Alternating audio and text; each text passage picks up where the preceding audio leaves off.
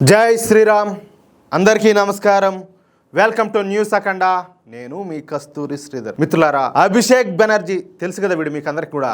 వీడు మనిషి రూపంలో ఉన్నటువంటి ఒక రాక్షసుడు. పశ్చిమ బెంగాల్లో జరిగినటువంటి వందలాది మంది హిందూ కార్యకర్తల హత్యలకు, అలాగే 312 మంది బీజేపీ కార్యకర్తల హత్యలకు కారణం ఎవడయ్యా అంటే వీడే. అంతేకాదు, గత 15 సంవత్సరాల కాలంలో పశ్చిమ బెంగాల్లో జరిగినటువంటి 33,000 మంది హిందూ మహిళల అత్యాచారాలకు కారణం కూడా వీడే. అంటే ఈ అత్యాచారాలన్నీ కూడా వీడే స్వయంగా చేయించాడు అని చెప్పేసి నేనైతే చెప్పడం లేదు. కానీ జిహాదీలు, తృణమూల కాంగ్రెస్ పార్టీ గూండాలు ఈ అత్యాచారాలు చేయడానికి వీడు మాట్లాడిన మాటలు, వీడు ఇచ్చినటువంటి ధైర్యమే కారణం. చూడండి, మీరు ఏమైనా చేయండి, మీ వెనకుండి నేను చూసుకుంటానని చెప్పేసి వీడు చేసినటువంటి వ్యాఖ్యల వల్లే పశ్చిమ బెంగాల్లో వందలాది హత్యలు, వేల సంఖ్యలో అత్యాచారాలు అన్ని కూడా జరిగినాయి. ఈ హత్యలు, అత్యాచారాలు అన్ని కూడా కేవలం హిందువుల మీదనే జరిగినాయి. మనం ఈ విషయాన్ని ఖచ్చితంగా గుర్తుపెట్టుకోవాలా. మనం మన పాత పురాణ కథల్లో రాక్షసులు ఉండేవాళ్ళని విన్నాం కదా, ఇది ఇప్పుడు రామాయణం కావచ్చు, వీటిలన్నిట్లో కూడా. కానీ ఇప్పుడు ఆ రాక్షసుడిని ఈ అభిషేక్ బెనర్జీ గారి రూపంలో ప్రత్యక్షంగా చూస్తున్నాం. కానీ ఆ పురాణాలలోని రాక్షసులు కూడా మనుషుల మీదనే తమ ప్రతాపం చూపించారు, కానీ తమ సొంత జాతిని, అంటే వాళ్ళ రాక్షస జాతిని వాళ్ళు ఏమి కూడా చేయలే. కానీ ఈ నికృష్ట దరిద్రుడు మాత్రం పైకి హిందూనని చెప్పేసి చెప్పుకుంటా హిందూగా చలామణి అవుతూ సాటి హిందువుల పైన నరమేధం అయితే సాగించాడు. నాకు మాత్రం డౌట్ అయ్యా, ఏమన్నా లోపల ఏమైనా జరిగిందేమో అని చెప్పేసి. అందుకే నిన్న ఈ అభిషేక్ బెనర్జీ గారి పైన పశ్చిమ బెంగాల్ ప్రజలు తీవ్ర స్థాయిలో విరుచుకుపడినారు. పిచ్చి కుక్కను కొట్టేట్టు కొట్టారు, మామూలుగా అయితే కాదు. సరే, ఇక అసలు విషయానికి వస్తే, మొన్న జరిగినటువంటి ఎన్నికల తర్వాత చోటు చేసుకున్నటువంటి హింసాత్మక ఘటనలో తన పార్టీ కార్యకర్తల కుటుంబాలను వేధించారని చెప్పి వాళ్ళను పరామర్శించడానికి వెళ్తుండగా స్థానిక బెంగాల్ యువకులు, అలాగే మహిళలు ఈ అభిషేక్ బెనర్జీ గాడిపైన ఈ దాడికి అయితే పాల్పడినారు. తమ టీఎంసీ కార్యకర్త అయినటువంటి సంజు కర్మాకర్ కుటుంబ సభ్యులను పరామర్శించేందుకు ఈ అభిషేక్ బెనర్జీ గాడు సోనాపూర్ సౌత్ ప్రాంతానికి అయితే పోయినాడు.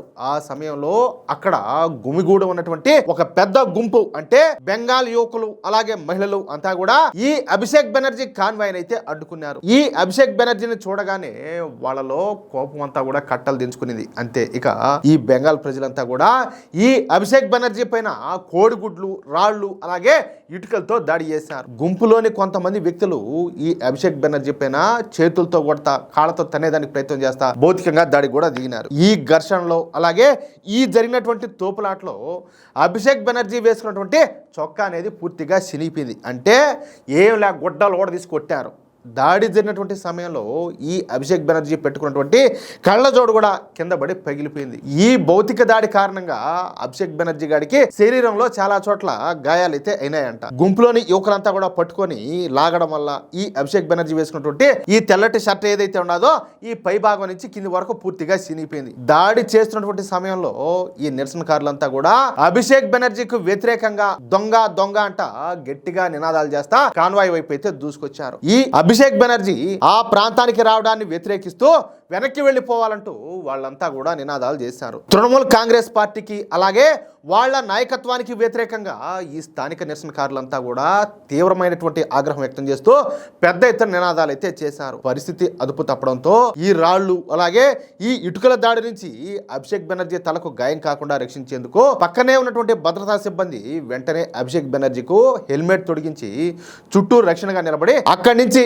సురక్షితంగా కాపాడైతే తరలించారు. వ్యక్తిగత భద్రతా అధికారులు, అలాగే కమాండోలు అభిషేక్ బెనర్జీ చుట్టూ ఒక రక్షణ వలయం లాగా ఏర్పడి నిరసనకారులు కొట్టేటటువంటి ఈ చావు దెబ్బలు తగలకుండా అడ్డుకున్నారు. చిరిగినటువంటి ఆ దుస్తులతో ఉన్నటువంటి ఈ అభిషేక్ బెనర్జీను భద్రతా సిబ్బంది ఆ గుంపు మధ్య నుంచే నెట్టుకుంటూ వేగంగా వాడికి ఉన్నటువంటి బుల్లెట్ ప్రూఫ్ వాహనం వైపుకి అయితే తీసుకొమ్మినారు. ఇక అభిషేక్ బెనర్జీ కారు ఎక్కిన తర్వాత కూడా ప్రజలంతా ఆ వాహనాన్ని ముట్టడించి రాళ్లతో కొట్టారు. పోలీసులు ఏదో ఒక విధంగా కింద మింద పడి ఈ అభిషేక్ బెనర్జీ గారిని అపోలో ఆసుపత్రికి తీసుకెళ్లి అక్కడ గాయాలకు కుట్లయితే వేపించారంట.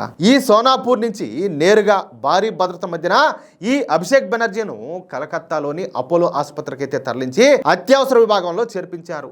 ఈ అభిషేక్ బెనర్జీ గాడిపైన జరిగినటువంటి దాడి తర్వాత సోనాపూర్ లో ఈ పరిస్థితి అంతా కూడా అత్యంత ఉద్రిక్తంగా, అలాగే సెన్సిటివ్ గా మారిపోయింది. దాడి జరిగిన వెంటనే అదనపు పోలీసు బలగాలు, ర్యాపిడ్ యాక్షన్ ఫోర్సు ఈ సోనాపూర్ ప్రాంతానికి అంతా కూడా చేరుకున్నాయి. మరింత హింస చెలరేయకుండా నిరోధించడానికి స్థానిక వీధులు, అలాగే ఈ కూడళ్లలో పోలీసులంతా కూడా పెట్రోలింగ్ అయితే నిర్వహిస్తారు. ఈ ఘర్షణ కారణంగా సోనాపూర్ మార్కెట్, అలాగే ఈ చుట్టుపక్కల ఉన్నటువంటి దుకాణాలంతా కూడా మూతపడిపోయినాయి. ముఖ్యంగా ఈ జిహాదీగాళ్ళు ఉంటారు చూడండి, ఏది మొన్నటిదాకా టీఎంసీ ప్రభుత్వం అధికారంలో ఉన్నదని చెప్పేసి రెచ్చిపోయిన ముడాకుడులంతా కూడా వాళ్ళంతా కూడా ఆ ప్రాంతం నుంచి పారిపోయినట్టు తెలుస్తుంది. జిహాదీలంతా కూడా ఇమీడియట్ గా తమ ఇళ్లకు తమ షాపులకు తాళాలేసి అక్కడి నుంచి పరారైపోయినారు. ఇక విషయం తెలుసుకున్నటువంటి పశ్చిమ బెంగాల్ మాజీ ముఖ్యమంత్రి టీఎంసీ అధినేత్రి అయినటువంటి మమతా బేగం వెంటనే ఆసుపత్రికి చేరుకుని అభిషేక్ బెనర్జీని పరామర్శించింది. ఎందుకంటే దత్తపుత్రుడు కదా, వారసుడు, పరామర్శిస్తుంది ఆ మాత్రం. ఇక హాస్పిటల్లో చేరిన తర్వాత ఈ అభిషేక్ బెనర్జీ గారు మాట్లాడతా ఈ దాడి పూర్తిగా భారతీయ జనతా పార్టీ స్పాన్సర్ చేసినటువంటి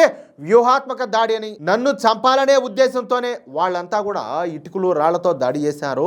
బెంగాల్లో కనీసం పోలీసులు కూడా కనిపించడం లేదు. దీనిపైన మేము హైకోర్టును గవర్నర్ను ఆశ్రయిస్తామని చెప్పేసి ఈ అభిషేక్ బెనర్జీ గారు చెప్పాలంటే పిచ్చ కామెడీ చేసినాడు. మొన్నటి వరకు హైకోర్టును అలాగే గవర్నర్ని అసలు లెక్క కూడా చేయనటువంటి ఈ లుచ్చాగాడు ఇప్పుడు హైకోర్టు దగ్గరకు గవర్నర్ దగ్గరకు వెళ్తామని చెప్పేసి కామెడీ చేయడం ప్రతి ఒక్కరు కూడా గమనించాలా. చూడండి ఎట్లా అదో కథ. ఆఖరికి రాష్ట్రపతి పశ్చిమ బెంగాల్కి పోయినా కూడా కనీసం ప్రోటోకాల్ కూడా పాటించలే వీళ్ళంట ఇప్పుడు హైకోర్టు పోతారంట, గవర్నర్ కాడికి పోతారంట, కొంచెం డిక్కి సిగ్గుండాలి ఎండి కొడకలకు.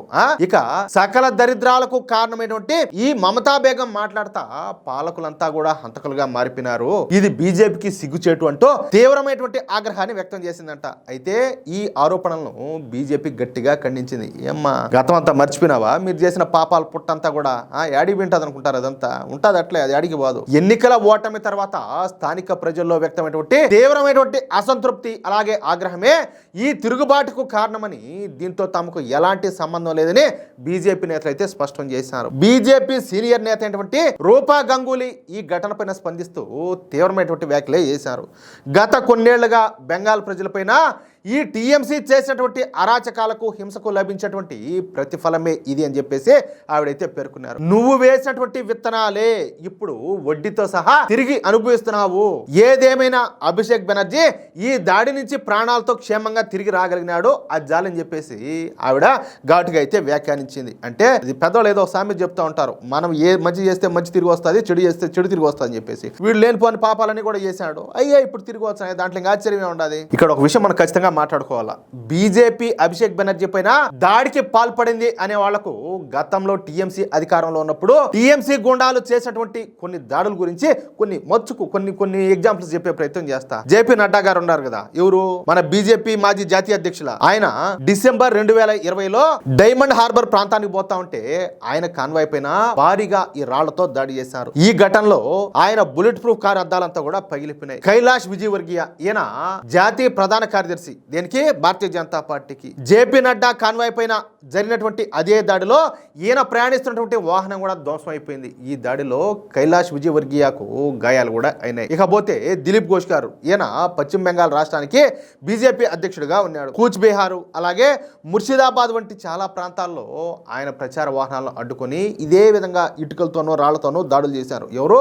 ఈ జిహాదీగాళ్లు. అలాగే ఎంపీ అర్జున్ సింగ్ గారు, ఈయన బారక్పురా ప్రాంతంలో జరిగినటువంటి ఘర్షణలో ఈయన పైన భౌతిక దాడి జరిగింది. ఈ దాడిలో ఆయనకు తలకు తీవ్రమైనటువంటి గాయమయ్యే రక్తం కూడా వచ్చింది. అంతేకాదు ఈయన ఇంటి సమీపంలో బాంబులు విసినటువంటి ఘటనలు కూడా ఉన్నాయి. ఇకపోతే నితీష్ ప్రామాణిక్, ఈయన వచ్చేసి కేంద్ర సహాయ మంత్రిగా పనిచేస్తున్నారు. ఫిబ్రవరి 2023లో కూచ్ బెహార్ జిల్లాలో కేంద్ర మంత్రి హోదాలో ఉన్నటువంటి ఈయన కాన్వాయ్ పైనే బాంబులు అలాగే రాళ్లతో దాడికి తెగబడినారు. ఎవరు?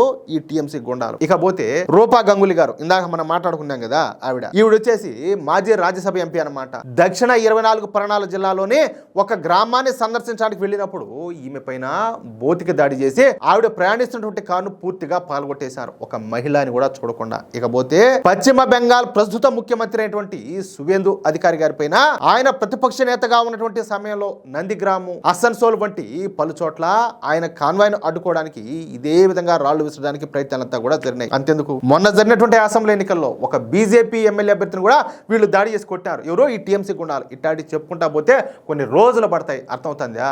ఏమంటారా? బీజేపీ జాతీయ స్థాయి నాయకులపైన కూడా జరిగినటువంటి దాడులే చెప్పాలంటే కోకొలలు. ఇక సామాన్య బీజేపీ కార్యకర్తలు, హిందూ యాక్టివిస్టులు, మహిళలపైన జరిగినటువంటి దారుణాల గురించి మనం ఇప్పటికే చాలా సార్లు మాట్లాడుకున్నాం. ఇన్ని దారుణాలన్నిటికీ కూడా కారణమైనటువంటి ఈ అభిషేక్ బెనర్జీ పైన నిన్న జరిగినటువంటి దాడి బీజేపీ ప్లాన్ చేసి చేయించినటువంటి కుట్ర. ఒకసారి ఆలోచించండి మీరే. లేకపోతే వీడు చేసినటువంటి పనుల వల్ల ప్రజల్లో వచ్చేటువంటి అసలైన కోపమా అనే దానికి ఈ సమాధానం మీరే చెప్పాలి. ఇక్కడ ఇంకొక విషయం ఉండాలి. రేపు ఏంటంటే వీడి మీద ఆల్రెడీ ఈడీ వాళ్ళు సిఈడి వాళ్ళు అంతా కూడా ఎంక్వైరీ చేస్తున్నారు. దాని నుంచి తప్పించుకునేదానికి ఈడు కావచ్చు, ఈడు అత్త కావచ్చు, ఏది బేకారం ఉన్నది కదా ఒకటే తొండమోకందే ఎవరు మమతా బేగం, వీళ్ళిద్దరు పెద్ద దొంగలు, మామూలు దొంగలు కాదు. దాని నుంచి తప్పించుకునే దానికైనా కూడా సెల్ఫ్గా ఇలాంటి ప్లానింగ్ అయితే చేసుకోండొచ్చు. ఏమంటారా? కనీసం కొడితే ఒకసారి ఏడా రక్తం రాలేదే, అదే నాకు కొంచెం డౌట్ వేస్తుంది. మీకు ఏమైనా డౌట్ ఉండదా? చూద్దాం ఏం జరుగుతుందో. మిత్రులారా, ఈ న్యూస్ కనుక మీకు నచ్చినట్లయితే ఖచ్చితంగా ఈ వీడియోని లైక్ చేసి మీ మిత్రులకు అందరికి కూడా షేర్ చేయండి. అలాగే ఈ వీడియో పైన, ఈ అభిషేక్ బెనర్జీ పైన జరిగినటువంటి దాడి పైన మీ అభిప్రాయం ఏంటో ఖచ్చితంగా కామెంట్ రూపంలో తెలియజేయండి. అలాగే ఇంతవరకు మీరు గనక మన ఛానల్ను సబ్స్క్రైబ్ చేసుకున్నట్లయితే ప్రతి ఒక్కరు కూడా మన ఛానల్ను సబ్స్క్రైబ్ చేసుకోండి, సపోర్ట్ చేయండి ప్లీజ్. జై శ్రీరామ్, జై హింద్, భారత్ మాతాకి జై.